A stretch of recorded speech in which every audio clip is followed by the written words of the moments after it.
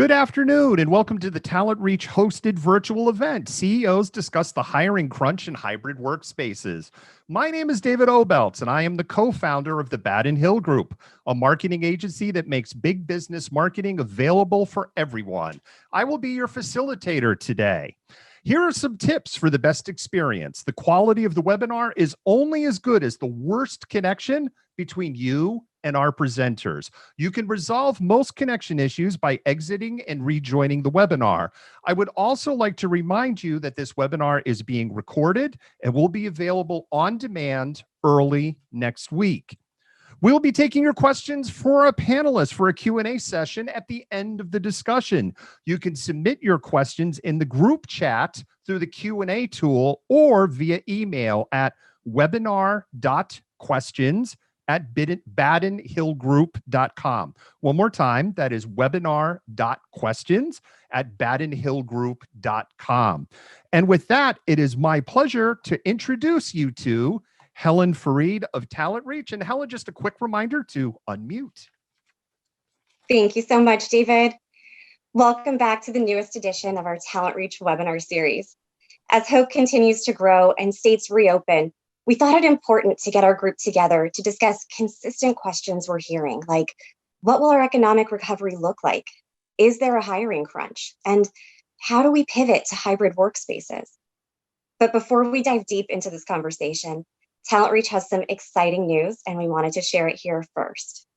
As you know, we've been working hard to grow over the last few years, and this week we achieved a milestone moment.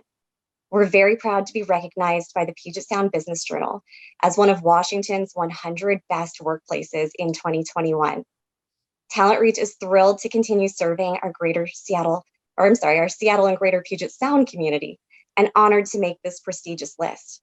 We could not have done it without the hard work of our incredible teams, commitment from our leadership, and trust from our customers and candidates. And we extend a big thank you to everyone who has contributed to our cause. We'll continue to elevate our approaches and partner within the community as we look to increase our impact and invite everyone to be part of that growth. So give us a follow on LinkedIn. We'll keep you up to date on all of the exciting new events, projects, and triumphs of TalentReach in the coming year. Now, getting back to the topic at hand, the phenomenal Jen Mueller, renowned broadcast journalist and host of Talk Sporty to Me, has returned to help us examine how our new work-life space will take shape. Jen, it's always a pleasure to welcome you. So with that said, please allow me to open the floor to you and our panelists. Well, thank you, Helen. I think today is going to be a great conversation, and I'm excited to be able to guide it. It's going to help us think through, prepare for, and execute the next steps and the changes that we expect in the next 3 to 4 months. We have gotten quite used to what the new normal looks like in the last year, and we're going to have to keep making adjustments. Our panelists will help us do that. Our experts will share factors they are considering as they transition to a hybrid model, how they are maintaining morale and employee engagement in that environment, and how they're combating the hiring crunch and the opportunities that they see in the tech space in the coming months. I'll guide the conversation with the panelists for the first 45 minutes, and then we will open it up to audience questions related to today's topics. As David said, you can submit those in the chat or send those in an email. If I happen to see one come in, I might just throw it into the conversation as we go along. With that, let's introduce our panel of experts today, starting with Anoop Gupta. He is the co-founder and CEO of SeekOut. He previously spent 18 years at Microsoft as a corporate vice president and distinguished scientist. He was a direct report to Bill Gates as his TA, ran the Skype and Exchange business, sold his first startup to Microsoft in 1997, and has also spent time as a tenured professor of computer science at Stanford. Mikaela Kiner founded Reverb 6 years ago and creates healthy, inclusive cultures that scale. Previously, she held HR leadership roles at Northwest companies, including Microsoft, Starbucks, Amazon, PopCap Games, and Redfin. She currently serves on the boards of Businesses Ending Slavery and Trafficking and Refugee Artisan Initiative. Todd Owens is the CEO of Kevala, which is the fourth Seattle area tech company he's headed up. Todd is a former naval officer, having served on submarines, and is a huge proponent of people and culture as a key to business success. Ambika Singh is revolutionizing the way women dress as founder and chief boss lady of Armoire, a high-tech rental startup based in Seattle. A graduate of Dartmouth College and MIT Sloan School, Singh brings 15 years of experience in the tech industry, working across a diverse organizations wearing a variety of hats. Singh played a role in the creation of internet startups Rover.com and TravelPost.com, as well as two major Microsoft product launches. And rounding out our panel today is Craig Unger, CEO and founder of HyperProof. He has had previous success as the founder of Azuqua, which he sold to OKTA before becoming an entrepreneur. Craig led Microsoft Access and Dynamics CRM team at Microsoft and designed Excel pivot tables in the early 90s. He also has a connection to Todd Owens today. I expect them to go back and forth just a little bit.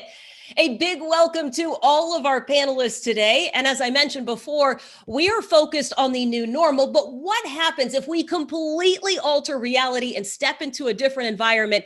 This is one way to get to know you a little bit better before we start our conversation. Summer is the time for blockbuster movies, so here you go. The question that every single one of you is going to get. Mikaela, you're going to lead us off with this one. What is the movie role you wish you would get cast for? And I would also just, Mikaela, before you answer that question, just remind our presenters it's time to unmute. I'm so glad you gave me an extra minute. So I can't actually raise my voice loud enough to act, as my high school theater teacher taught me when he kept telling me to yell 3 times louder until I just burst out laughing. But if I had to be one, I don't know, I would just have to be a heroine. I'd have to save somebody. Okay. I could see you as Wonder Woman. I can see Yeah. that. And she has the dark hair. So. I know. So cute. Yes. Craig, how about you? The question turns to you. What's the movie role you wish you would be cast for? Well, I don't know. Some of you may know that Todd on this call was a naval officer. So I think I'd like to play Todd in the movie Hunt for Red October. My answer. Todd, question goes to you. I don't know what movie Craig would be in where you could return the favor and play his character. Yeah, I don't know if I can return the favor on that, but it's not a movie, but I'd say MacGyver. I think it's cool how he can build something out of nothing and kind of save the day. That really seems to be my aspiration. I could see that. Ambika, how about you? I'm going to have to go with the Superwoman theme. I think Catwoman has been really underappreciated and misunderstood. So I would like to bring her back and elucidate her real story. Also, great outfits. Great outfits. I'm not going to lie. That's a big part of it. Also perfect for rental. Exactly, right? It's right on brand for you. Anoop, what do you think? This is an interesting question. So, my mind is going all places. You can be James Bond and be fancy. I was thinking of Harrison Ford in Raiders of the Lost Ark and all the adventure and excitement, that you can do. Kind of finally settled on more in character Spock. From Star Trek. I think it is a very, kind of thoughtful, kind of geeky, kind of, the mix of things. And I think that's me. So Spock resonated. So excited about Spock. I've really enjoyed that. Let's be real. He is one of the best all-time characters in sci-fi. That is a great choice, Anoop. And now that we've gotten a chance to know the personalities just a little bit better, let's dive into this conversation. Todd, I want you to level set here. What is the basic framework that you are using to determine return to work policies and expectations? It's interesting, framework is probably overstating it, although every good MBA, feels like there should be one. We've been figuring it out as we've been going. I think the difference maybe for us is that Kevala was founded during the pandemic. And so while many companies were trying to figure out how to get out of the office, we've been spending much of our time trying to figure out what this new normal is. I think I'd advise two things. Number one, make it collaborative. It really should be a process of discussion. And frankly, that should start during the recruiting process, not just for those that have accepted job offers with your company. And the second one is make it concrete. So, I think we've all learned that employees, including ourselves, don't like ambiguity, right? And number two, we've got a shrinking window of time here to be concrete, or I think employees are going to take matters into their own hands as to what the new normal will be. And that can mean relocating themselves. So I think, I've certainly heard stories about individual companies where people are moving because the company hasn't been clear about where they're going. So we have three groupings. I'm going to cut it short here. There's the 100% on-site, 100% remote, and hybrid. Today, our engineers are fully remote. The hybrid group is 3 to 4 days a week in the office, kind of at the discretion of the employee and their manager.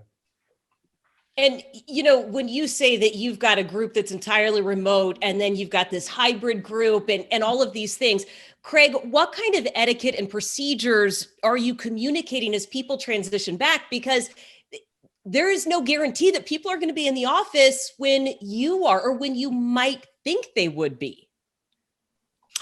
So for us, we were started before the pandemic. And so we've actually been making the transition at HyperProof to remote first. And so one of the things we did during the pandemic is we hired a lot of people who were remote, fully remote, out of the Seattle, Bellevue area. So through the course of that, we were making a lot of different kind of, modifications and etiquette changes. But a lot of them, a lot of the etiquette changes in particular revolve around meetings, communication, synchronous versus asynchronous. How are you handling Zoom? Those types of things. So making sure that everybody is on video and people aren't kind of communicating behind the scenes in a room. I think that's kind of a key thing. Making sure everybody turns on their cameras, making sure remote employees are kind of treated the same way and also always invited and included. And then just doing a better job of publishing agenda and notes afterward as well to really respect the people who are remote. That's a few of the things that we've been doing. Anoop, for you, what's the balance you're trying to strike in creating the most effective hybrid work environment? So, we were all local. Last March, we turned a switch and everyone went remote. And now we are going back to hybrid. We are just actually leased around 22,000 square feet of space in Bellevue, and we're going to be going back, and there is a lot of growth. We have hired a lot of remote people during this thing. So we've almost doubled in size, even during the pandemic years. I would say totally we are around 1/3 remote and 2/3 in the Seattle area that is there. Certainly for sales and customer success, remote works pretty well, where they're doing. So it's not a very centralized thing. So we have a lot of remote people. And then there's a lot happening on a team basis. We do have remote engineers, but product team is saying, we want to be together. The informal discussions rarely matter. Getting to a whiteboard, rarely matters. So while we are being very respectful of remote, I think there is going to be a preference in that case, to be more Seattle-centric. That is there, and we are setting up the space, and we are setting up Zoom conference rooms. Our marketing is also going to be primarily Seattle-based, but sales, customer success, and many of the other roles are going to be very distributed for us as we go forward. Mikaela, right now you are looking at having 1 day a week together in the office. What's the feedback that you've gotten from employees that makes this a good reentry point? Right. So our lease at co-working space Galvanize ended last June, and we took that opportunity to give up the office, which we clearly would not be needing. We have about 8 of us on staff now, and I think everyone really enjoyed the opportunity to work from home, not having to commute, right? Just kind of simplifying life. It also happens that 50% of our staff are in West Seattle, and so their commute got significantly harder last year. And this is how we think of it. We were hybrid anyway. I think just people's tendency was to come into the office 3 to 4 days a week and work from home, maybe 1 to 2 days a week. But the experience of commuting less is something we've all enjoyed. At the same time, as I say, we like each other and we want to see each other. So that's why we've decided to invert it. And we have a day a week where we spend a couple hours together anyway, where we're doing staff meeting and client review. So we've decided starting in the fall, that is the day that we'll get together in person. And we'll be downtown. So if there are any other in-person meetings that we want to do, we'll kind of stick to that day. And the rest of the time we'll be able to work from home and flip a load of laundry or throw in a batch of cookies between meetings, which is something I personally love to do. I did a lot of that yesterday, just getting all those little things done so that when you wind down at 5 or 6, you can actually enjoy the rest of your life. I need to come over and work from your house if you were making cookies during the middle of the day. No, yes. I'm like cookies, crumbles. I have 2 teenagers. So that is what laundry and baking, all I do in the spare time. I love it. I love it. Now, Ambika, I think everybody is highlighting something that you are experiencing, because even when the pandemic shut things down, there's a 60-40 split in Armoire employees that have been working remotely versus the ones that you have to have in person. Why do you need to be proactive in finding options for that 60% working remotely to still have some face time in an office? Yeah, so that's a great question for us. The pandemic really posed an unfortunate kind of like new development in Armoire's culture. I think one of the things that I had loved up until that point was we were incredibly sort of like flat and egalitarian in the way that people kind of like lived in the office and come and go and things like that. And the pandemic, out of necessity, made us kind of like make a very sharp distinction between people who their job needed to happen in the office and people who could work from home. And so that was first a big moment that actually we got a lot of help from Reverb on how to kind of like think through that and make sure that we still lived within our values and did the best that we could to try to make sure that everyone was treated the same, while there was really, frankly, this big distinction between how people's jobs and lives were going to run. And so, Jen, like you said, we've continued to have that kind of like split up until this point. And now the other kind of big thing is that our workforce is about 80% women. And in the warehouse, it's even more pronounced. And so childcare and young kids in school are a really big issue that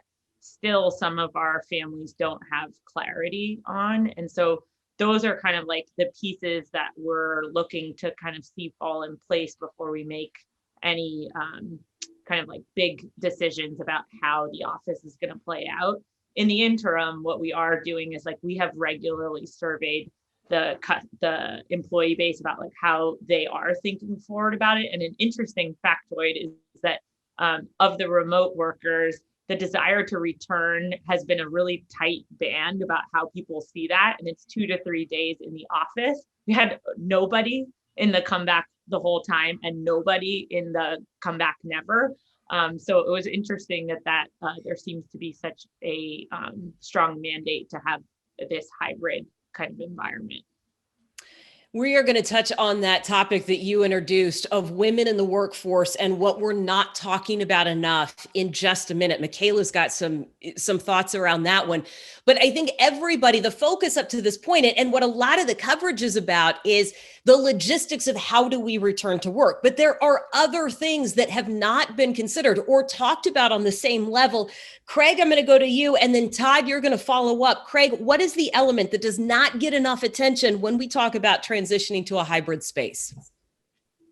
Well, also for remote first, as well as a hybrid space, I think when we started doing that transition, for us, what we realized is we took the approach of how can we make it as kind of non-invasive as possible? How do we change as little as possible and kind of keep on doing business as usual? But, we kind of quickly figured out that when you actually start to change these fundamental modalities of how people interact, you start to have to ask bigger questions. I mean, you kind of got there on the etiquette piece, right? Like how are we having meetings? Well, that brings up questions of how general are we interacting? We've now hired people who are fully remote. So how do we work with them? So all of a sudden, a set of what you'd hope would be kind of more contained changes becomes a set of, kind of behavior changes, a set of technology changes, a set of logistical changes around scheduling, and on and on and on and on. And then what you realize is that when people aren't spending time face to face, you need to really, from a cultural perspective, you need to be able to kind of invigorate the culture and explain what kind of company you are when you don't have the face to face time to really kind of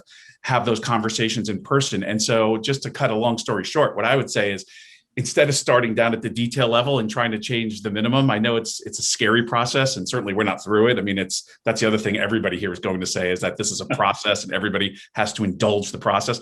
But the process is to actually start with what kind of company you are and what kind of culture do you want to have, both inside the company and what do you want to project to others outside the company. And then you can kind of bring it back down to interaction patterns, technology choices, scheduling, and much smaller items. So it's a lot of heavy lifting. It's been a huge challenge for us. Well, and the answer to the question of what we're not talking about enough changes depending on which stage you're in a company. Todd, for you, why is it particularly challenging in an early stage company to try to manage all of these things Craig is talking about in a hybrid space?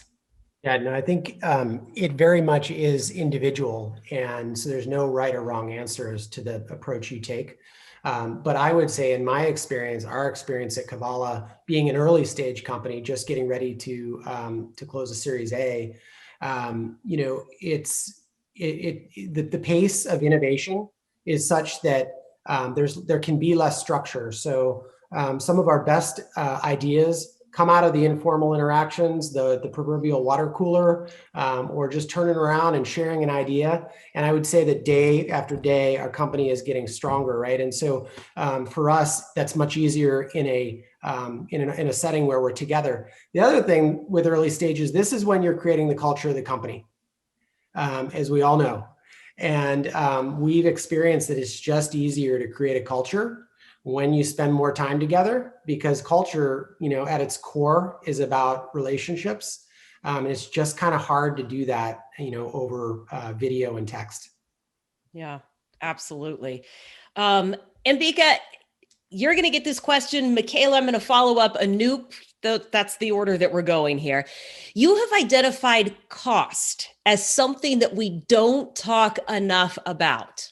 Why?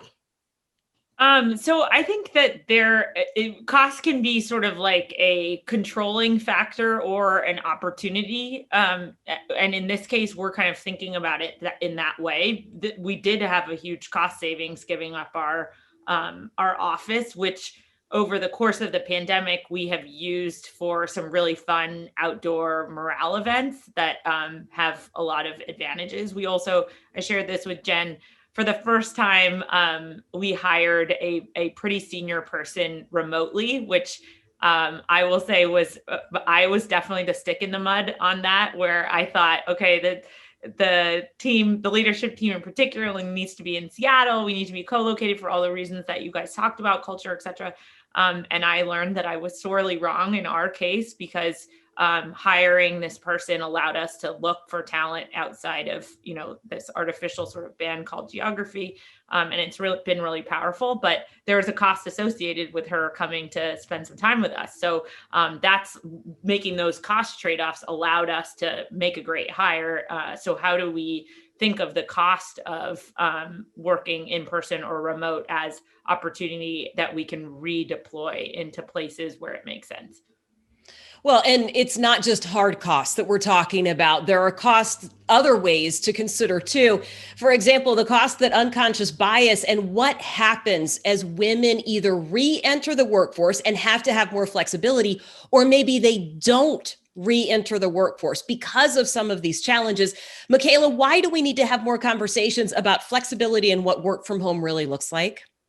Yeah, well, I should have grabbed the number, but I think we all know millions of women have literally left the workforce during this time. And so first we need to think about how to help them come back and how to bring them back and create the right opportunities. The thing that I worry about is even where people are flexible, hybrid, et cetera, is, might there be a penalty for the people who are working from home more, which will most likely be women based on what we know about women and especially moms, needing more of that flexibility. And will we run into this kind of out of sight, out of mind scenario where women are getting promoted less, they're, not getting the opportunities that are going to help them advance. And we might not notice it because I don't think too many companies yet have a way to track, just like we might track employees, say when we do an engagement or culture survey, we may look at tenure, we may look at, gender and other attributes. But I'm not sure that most of those tools and surveys have a way to build in this sort of, are you the person who works from home more or less? And so without a clear way to measure, we're not going to actually know the unintended consequences. So that's one of the many reasons why I personally worry about women returning to work. I also think, women, and I'm a parent, right? So I worked full-time at Microsoft while having both of my kids. Women have always wanted and needed a degree of flexibility, which many just got for the first time. Now, I will say many also did not. People with younger kids, people with, infants and toddlers at home, we're in that's not flexibility, right? But a lot of women did get that chance again to give up the commute or maybe reduce hours, and that works really well for people. And so just because we're coming out of the pandemic or, talking about return to office, I hope that companies can recognize what were some of the silver linings, what are some of the advantages that were created for women, and frankly for others, and really work hard to preserve those, because otherwise we will go back to normal and we'll lose sight of everything that we learned. Yeah. And there are plenty of lessons to take from that. And here's another part of the conversation, Anoop, that we really don't talk about very much. Is there a concern that fully remote workers aren't getting enough attention right now? Because you just have this beautiful new space that you've leased out, but those that are staying home, they're kind of thinking, what's in it for me? Yeah. So firstly, I just want to second a lot of the conversations right now. And it is a changing world, and us being flexible and adaptable to the change. We might think today is not the end. Things are going to be different in September. Things are going to be, different later on. And one thing that, COVID has taught us is, remote can work, and remote can work very well, or hybrid. So, it's brought a lot of things to our tool set on as we move forward. The point you're raising, Jen, is, so, we have this new space. You're thinking about how we're going to furnish it, how it's going to be, how are people going to collaborate, active, everything else. But our remote people who might have children in the home, and to Mikaela's situation, having very young children may not be conducive to work, right? So are we getting a WeWork space for all of them, or the smaller little offices that you create where they can go and collaborate if we have a lot of people in Austin, et cetera? So I think there is a lot of talk happening where your center is. There is not, and then they say, work from home. Well, work from home may not be ideal for everyone. To how to think about options for people who are going to be remote. We are supporting, we did it in the beginning. We continue to support how do you set up a home environment as best as you can, and how the company can support you. But there might be a lot more we need to. And I don't think companies are, or even we are, putting as much thought into all of the remote people that we have. Well, and some of it comes down to just recognizing the difference between face time and flex time, and making sure that managers know what they're looking for and being able to kind of redefine this.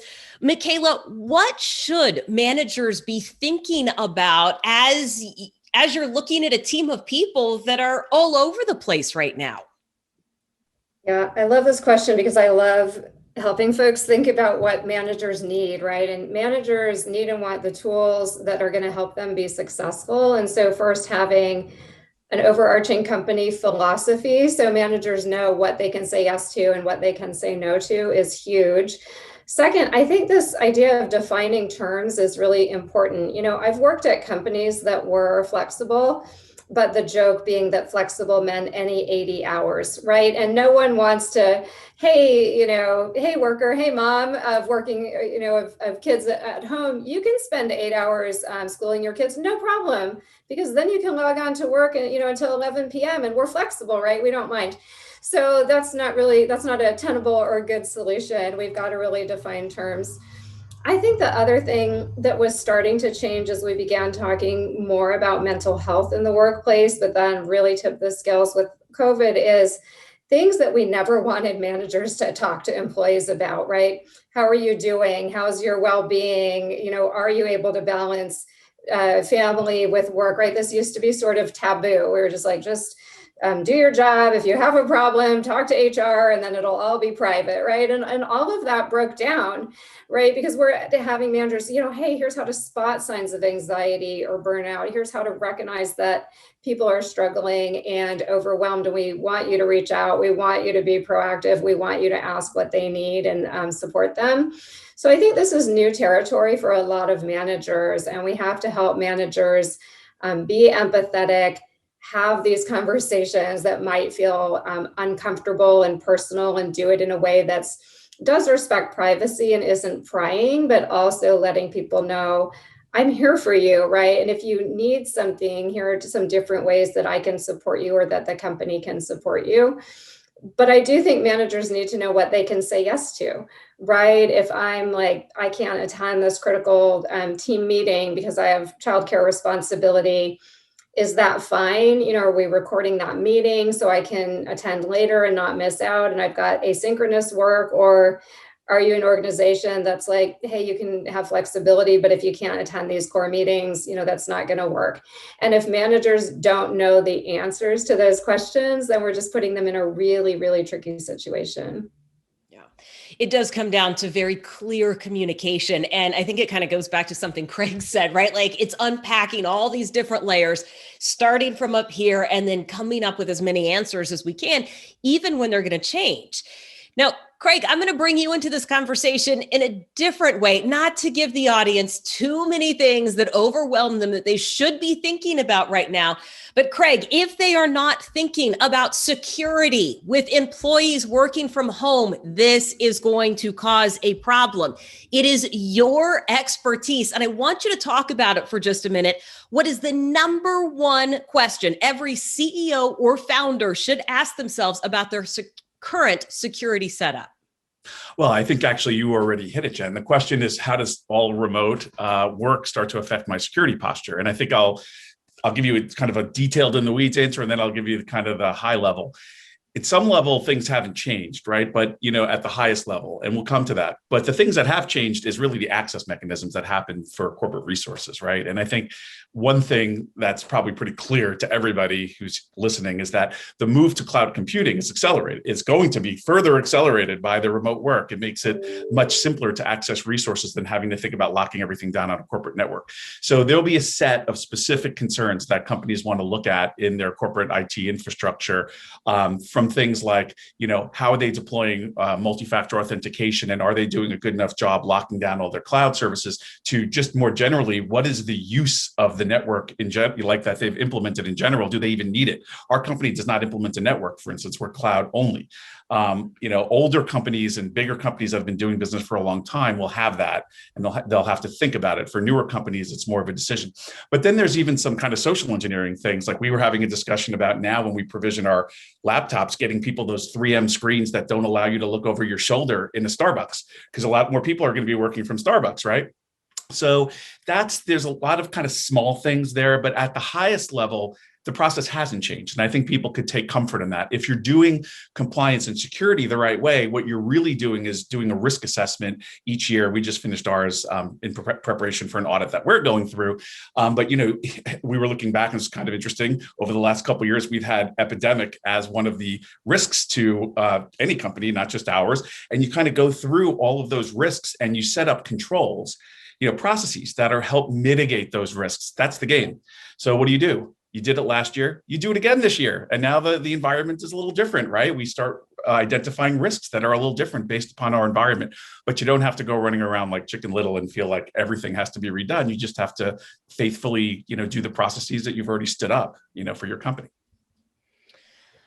I do think that everybody just needs that reminder, Craig. Do the assessments. Please do the assessments. Do not find yourself in the news because you did not upgrade your security policies. Because I already know when I read the headline. Also, my husband works in IT. I already know. I just give him a look. He was like, they didn't update their security, did they? That's a side note, and a personal note. I can hear him upstairs nodding his head. Todd, you were talking about culture earlier and having to do this in a remote space, having founded your company during the pandemic. It is hard to keep people engaged remotely. It is also hard to keep people engaged when they are in a hybrid workspace.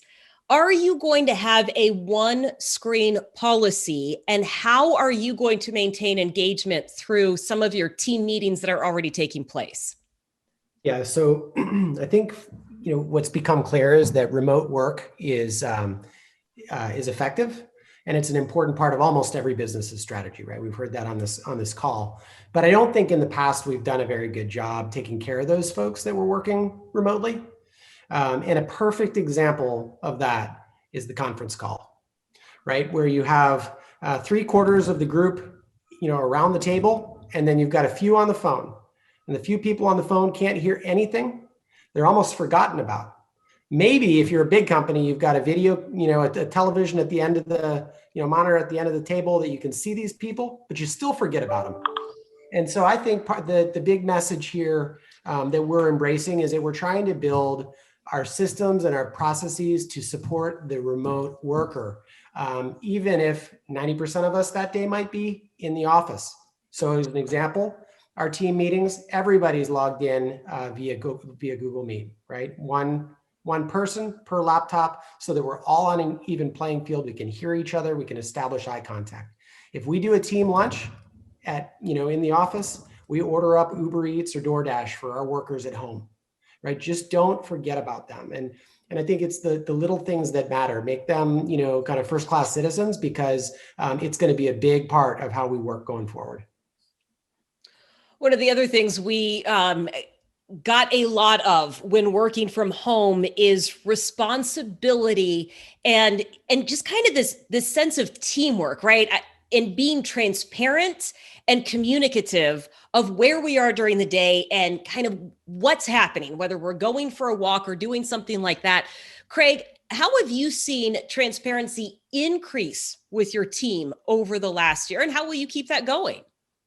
Well, I think for us, when we started, we were all very fearful about how remote work would affect productivity, and not just because, people weren't used to doing it and what are their standards around it. And what we figured out was that as long as you create that cultural piece that we talked about, which is really based on trust, and you also, the other thing is in terms of how you manage folks, you really should have things that are pretty measurable and pretty objective in terms of how folks are doing their work. That those two things set up the kind of backdrop for being able to have a culture that really doesn't, track time and don't worry about those things. But I think to your question, the surprise in doing all that, well, we're probably all surprised at how productive we can be remotely. But the other surprise was how transparent people have become. Like on our Slack channel, one of the things we said is that you can work kind of, we'll have some core hours. You can work whenever you want other than that. But let us know if you're going to be there or not, because people are going to, make their own plans based on when you're going to be there. So all of a sudden we started seeing a whole bunch of people on Slack that said, I'm going out for a walk for an hour, or I'm getting a haircut. Like when you're actually working at the office, people are trying to slip out the door without actually saying that. But now people are just like, yeah, I'm going to go walk the dog. See you guys later. But then again, they're at 8:00 at night, they're on. And so this thing has moved us from a company to a community. There's absolutely no doubt. And it changed me a lot. I don't want to sit here as saying I'm the proponent. I was one of the most frightened of what was going to happen when we went remote. And now I am a big proponent of remote first and maybe remote only for us. But it's just by the data that I saw and how people reacted, So I basically got over my own fears through this. Yeah.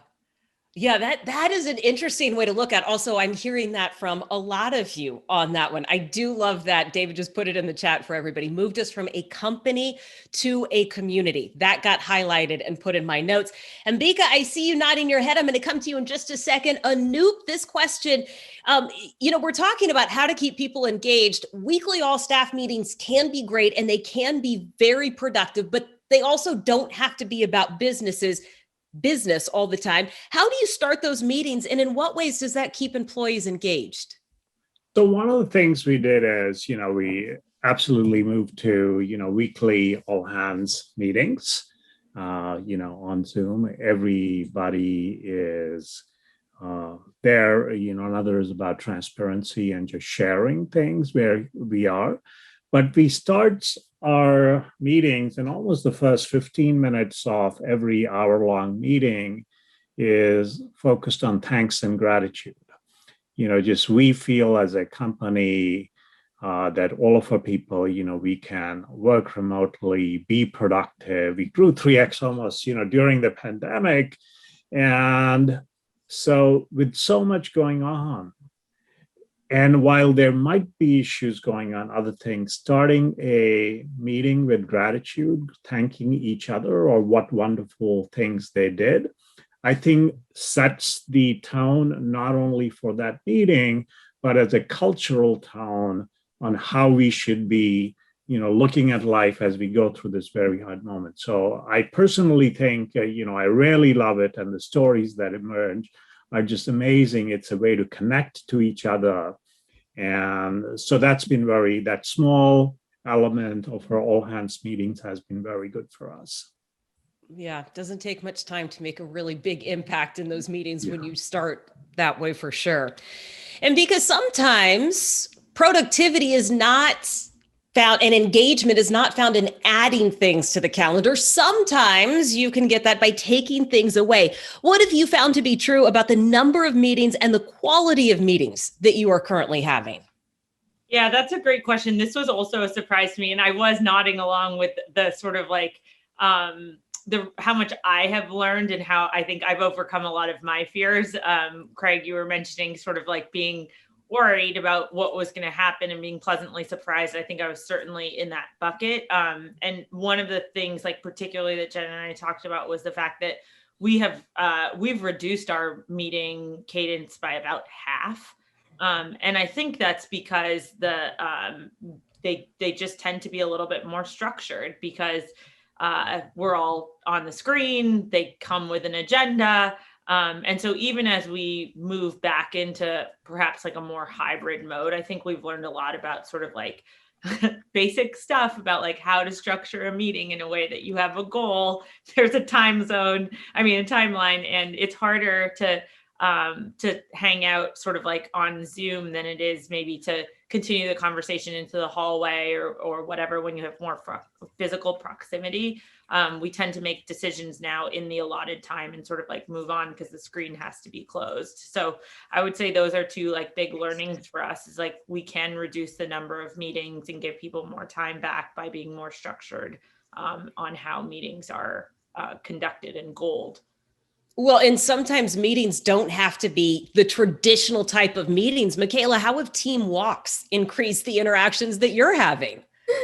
Yeah, so we also grew. We grew by about a third during the pandemic, which means there's just a lot of people that I had never met in person. And also when we were talking about, I should just say, when we were talking about our return to work, I was talking about our staff, which is about 8 people, but we've also got around 50 consultants, and the consultants will do whatever the client needs them to do. So if the client is in office, remote, hybrid, whatever that is, then the consultant needs to accommodate that. So we're used to being quite dispersed. We don't see each other that often.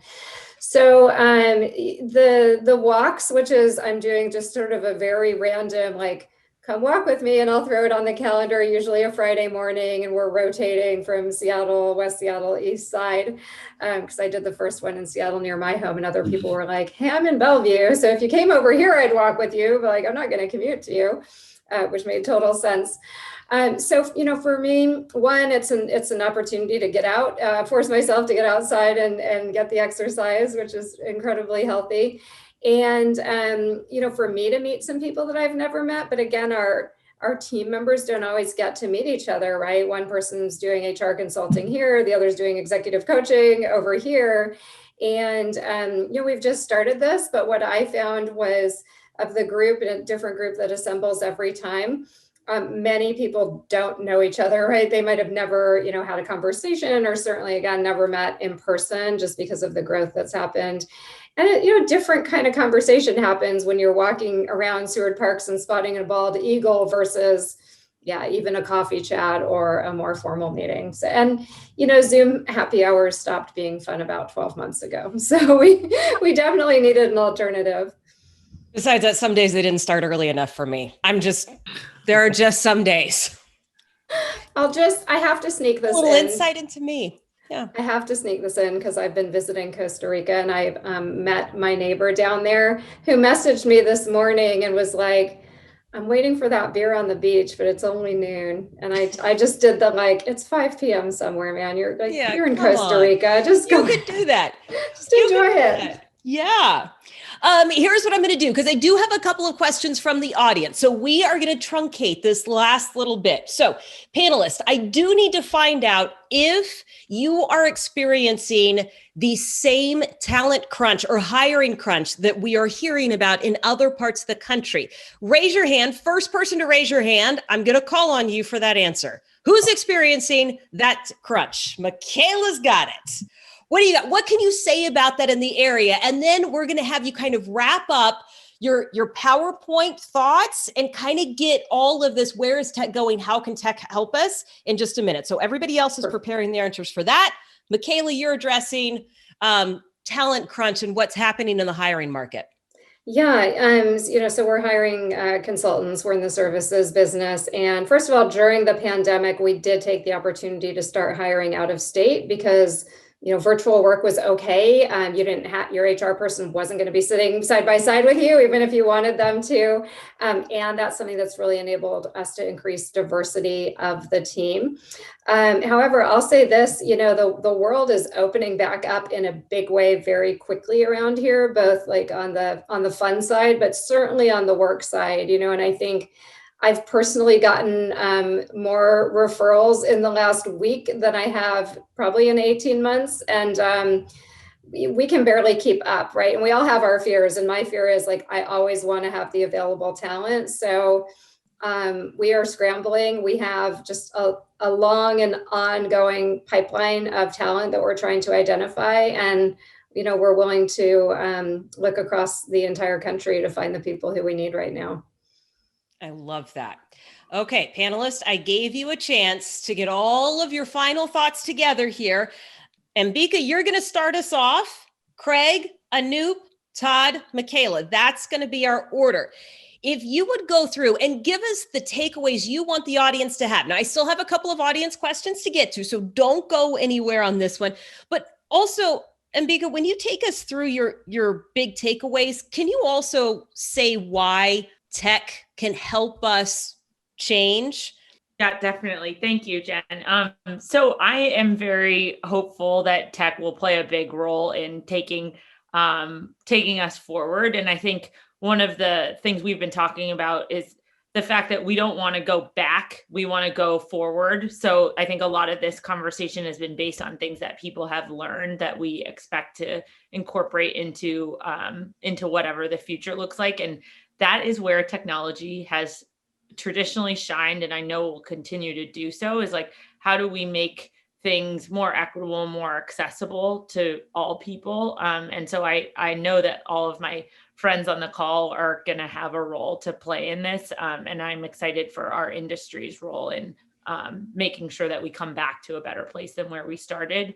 Specifically, we're thinking about some of the things that I talked about. How do we make sure that we can hire talent that is outside of perhaps geography, and you could extend that thinking to outside of communities that we're already a part of, and into places where, we're just going to find the right humans, not constricted by things that are conscious or unconscious about why we may have not hired in those places before.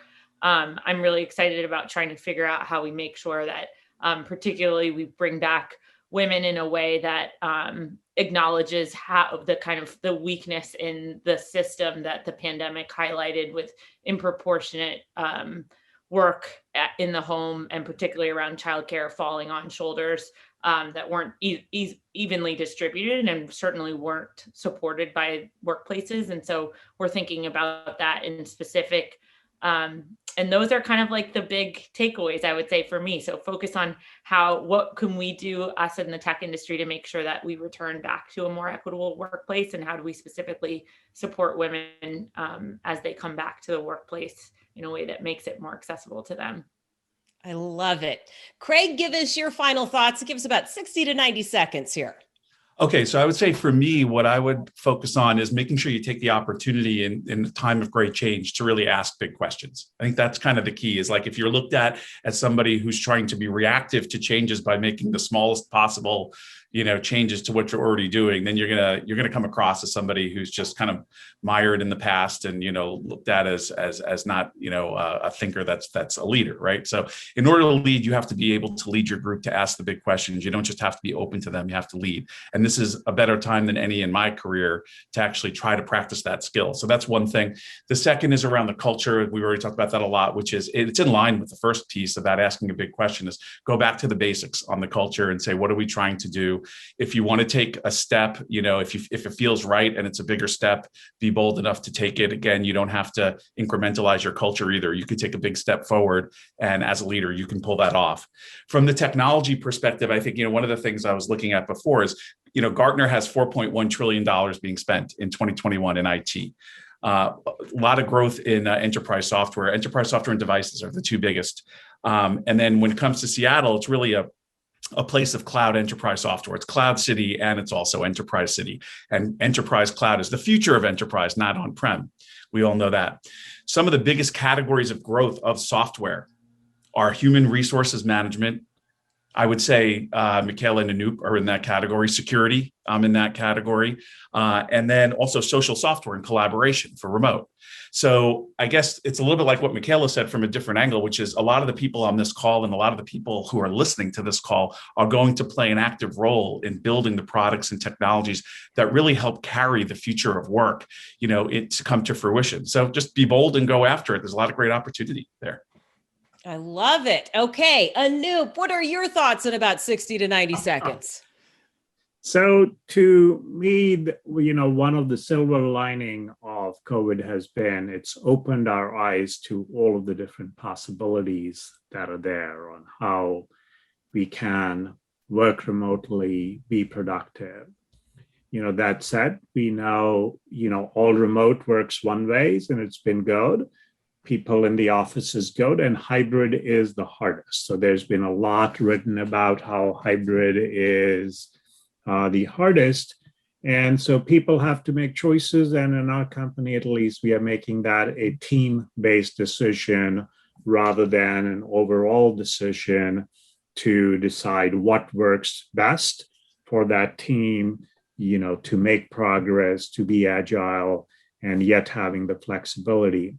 I think technology has a big role to play on how do we really embrace remote people fully and have them participate in the culture.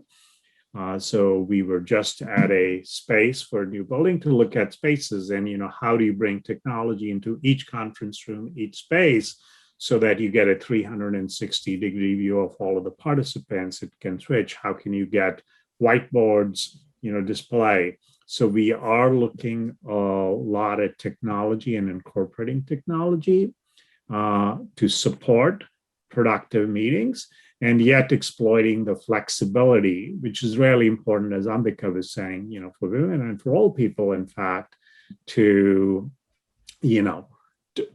access this talent, that is just throughout, and embrace the diversity and equity aspects of it.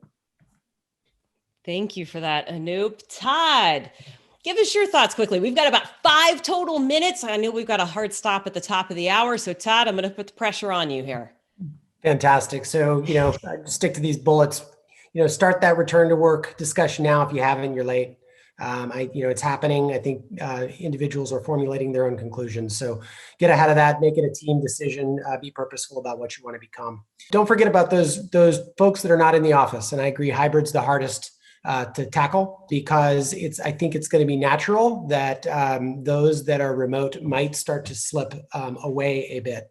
And so do the things that make them, put them top of mind, might even lean towards them. And frankly, for those early stage companies like ours that have to compete with Facebook and Google and, are somehow trying to figure out how to add a dozen new heads, by the end of the year, play to the advantage. Early stage companies are just so dynamic, so exciting. It's where innovation happens. You can be more connected to each other, more connected to the mission. You can build the culture. And so, I think all of us earlier stage companies, should play to that strength. Okay, you did a fantastic job with that. Mikaela, bring us home before I get to our 2 questions that have come in from the audience. Awesome. I'll be short and sweet. You would never think of it listening to this group, but I just saw an article that over 50% of companies still have not surveyed their employees about how they would like to return to work. So please talk to your employees, engage them, find out what they want, and you're going to need to do it multiple times. As we've said, things are going to continue to change. The notion of flexibility is great, but just saying, hey, we're flexible is not going to solve your problem. So both define what that means, and also you're going to have to change to enable it, right? You can't welcome people to be flexible if, for instance, they can't get all their work done or they're going to suffer some penalty.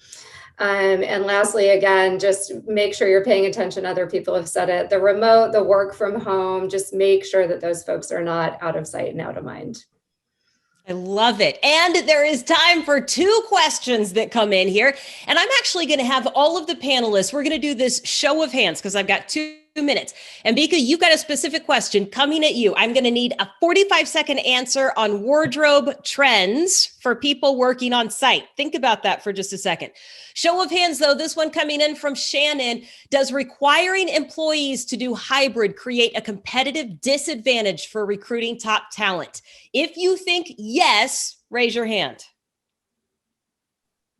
Mikaela, okay, so 2 of the 3 of you. And the other 3 do not think that hybrid creates a disadvantage. Interesting. Okay. My take on it, just the 2 seconds is, always when hiring, the focus is on the employee. How is it a growth opportunity there? How can they succeed? And what are you providing to them? So fixing it for them one way or the other is not the answer. Okay, you got to have the systems thoughtful, as Mikaela was saying, but you can make it work. You say, how are you going to grow in this role? Who are you going to learn from? What's going to happen? So keeping the focus on the individual and the employee and not a cookie cutter thing, I think can allow you to succeed. Also, something tells me you are very convincing, Anoop, when you are recruiting. I think that probably works to your favor. All right, Ambika, you are going to close out this conversation for us. In all seriousness, what are the wardrobe trends you are seeing for folks that are working on site? Do you predict workplace dress codes are going to change dramatically? And do employers need to address this? So I actually think this is a fair question to end on, because it exemplifies a lot of what we've been talking about. We have been fielding a lot of these questions from folks like you. So people who are running companies that are worried about, how this is going to affect their employee base, et cetera. I would say the guiding light is transparency and communication, because the last thing you want is for your employees to have anxiety about what they're supposed to wear when they come back to work. Like, just have a conversation and make it clear to people, because it's different for everybody, right? If you're customer facing, you might feel that there's a certain level of whatever dress that you need to maintain. If you are not customer facing, you might say, hey, go with your pandemic look. If that's making you, do you. But the point being, like, if you're silent about it, your employees are probably worried about it, which none of us want. So chat about it and send them to Armoire, and we will send them their subscription of amazing clothes that we will dry clean for them. Was so perfect. That was so perfect. David, I don't think I could close this out any better outside of saying thank you to our panelists for spending time, because I've really enjoyed the conversation. And I hope that everybody else who has been listening has felt the same. It has been a great conversation, Jen, and the marketing person in me loves that Ambika got that little plug in right at the end. I think Bravo. I have to say, Well played, Ambika. Well played. We want to thank TalentReach, Helen, Jeff, Eric, and the rest of the team for hosting this webinar today. It is an employees market at all job levels, and TalentReach is ready to support you for your tech, sales, recruiting, and contract employee needs. As a testament to its commitment to employee equity and excellence, TalentReach was just selected on Monday by the Puget Sound Business Journal as one of the top 100 places to work. Congratulations to everybody at TalentReach. I know they would appreciate the opportunity to earn your trust if you are needing assistance in hiring. This webinar will be available for on-demand replay early next week, and we'll be sending all registered attendees an email with a link to view. Stay tuned for the next TalentReach webinar at the end of the summer. And I know we talked a lot about hybrid. I'm not promising, but we are talking about a hybrid event, maybe possibly. So this concludes our webinar. The Baden Hill Group thanks you once again for joining us, and we hope you have a pleasant rest of your day.